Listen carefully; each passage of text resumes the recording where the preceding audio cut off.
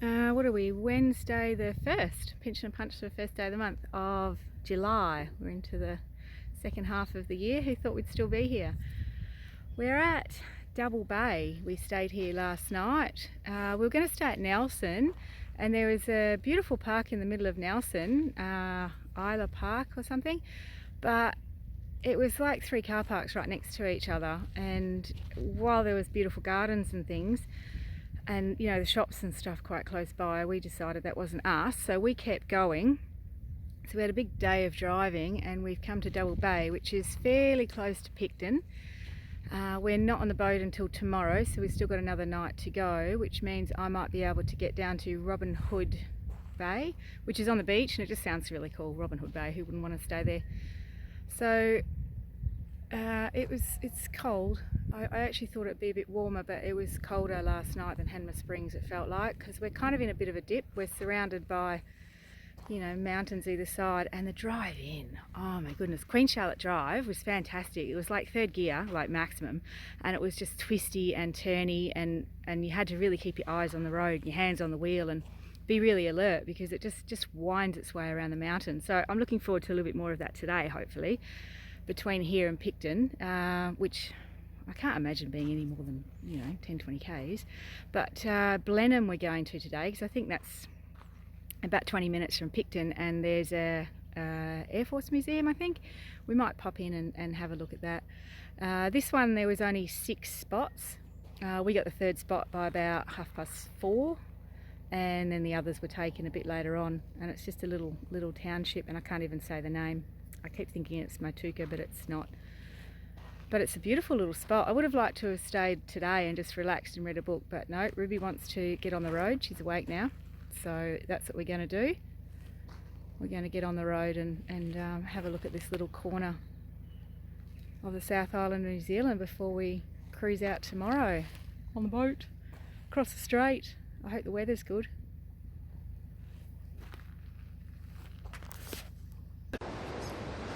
Well, we made it to Robin Hood Bay. We came through Picton. I think we had 22 kilometres from our camp at Double Bay, and it took us a really long time, like nearly an hour down that Queen Charlotte Drive. It was 3rd gear, 30 to 40 k's down like lots and lots of hairpins. It was such an interesting drive. You know, a few times I looked at the scenery and, you know, nearly went in the bushes, which is not a good thing, because going into the bushes means you're off over the cliff and down the side and, you know, whatever's down there, because you're up quite high, you're winding up and around the mountain.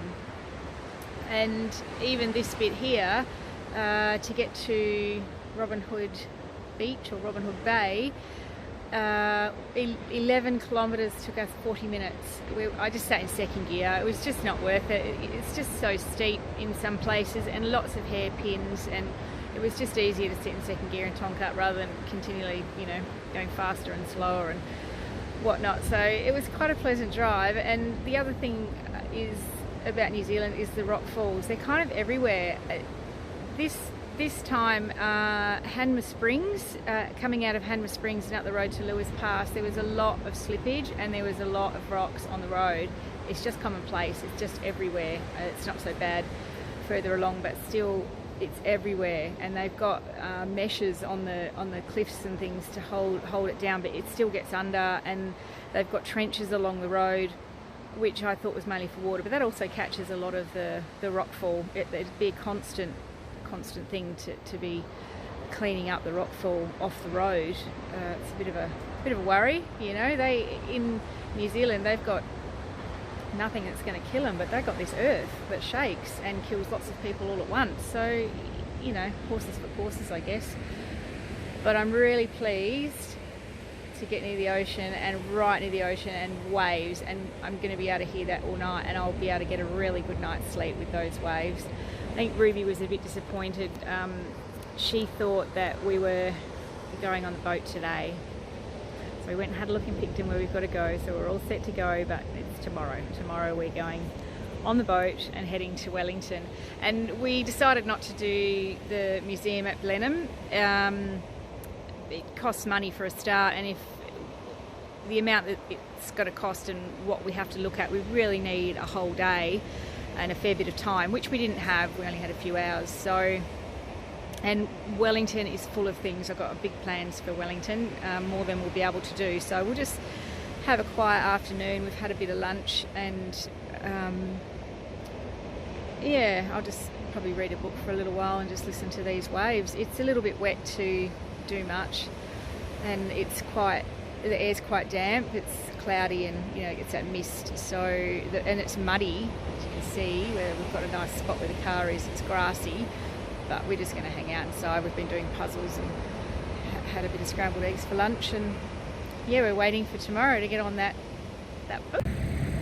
It's Thursday, 2nd of July. We're on our way to Picton. We've just been mesmerised by the waves of the ocean. It's beautiful, this little bay. And see these big power lines? They go all the way over to the North Island. They drop in at Cable Bay and then under the water, and then they pop up just outside of Wellington. And in the 70s, there was a little bit of a hoo-ha where the South Island want to cut off from the North Island, because it's all hydropower from down there. And I think they got some more hydropower up in Auckland.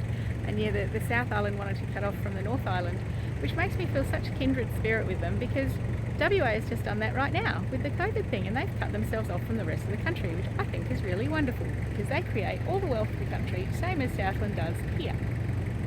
So that's interesting. We've set quite close to these power lines. I didn't realise. Probably fried our brains, but anyway, there's the power of the country. The power of the waves just beyond. It's a beautiful day, beautiful. I'm not too sure about what the water's going to be like though. It looks a little bit choppy out there, and apparently it's going to be windy, but I won't be able to check the weather until we get into Picton and get into Wi-Fi. But currently it looks pretty good. And I haven't got my beanie on at the moment because I just put coffee on it and I've washed it, and I've got it sticking over the wing mirror, and I'm hoping it'll dry while we drive. So get on our way before the teenager yells at me.